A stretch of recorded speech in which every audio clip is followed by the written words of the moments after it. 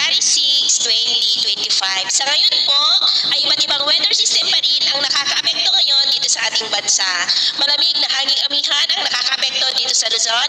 Shear line ang nagpapaulan sa malaking bahagi ng Visayas at mayroon pong intertropical convergence zone na nag-i-extend sa may Mindanao at nakapaloob po dyan ang sama ng panahon na ating binabantayan na tinawag po na Invest 92W na nananatili pa rin na nasa southeast ng Mindanao pero mababa naman po ang tsansa niya na maging bagyo at posibleng malusaw na rin yan between 24 to 36 hours. At ito naman ay pinapakita ng forecast model na ating ginagamit hanggang sa susunod na 2 linggo maliban sa banta ng LPA ay wala pong bagyo na namamataan na tatawid sa ating kalupaan.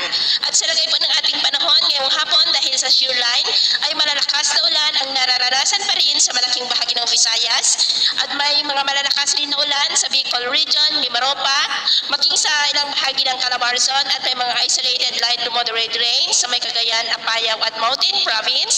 Dulot po ng amihan, may malalakas na ulan din sa may Caraga, dulot ng ITCZ at may mga isolated rains rin sa ilang pang bahagi ng Davao, Northern Mindanao, Zamboanga Peninsula at Sorsogon. At mamayang gabi, posible pa rin ang malalakas na ulan sa malaking bahagi ng Visayas, Caraga, Zamboanga, Bicol Region, Mimaropa, Quezon, Caraga at may mga isolated rains rin po sa ilang pang bahagi ng Batangas, Cagayan at Apayao. Kaya mag-ingat po tayo sa mga banta po ng mga pagbaha at pagguho ng lupa. Atin naman pong mabaybayin. Maalon po sa buong seaboard ng silangan ng ating bansa maging po sa mga baybay ng extreme northern Luzon.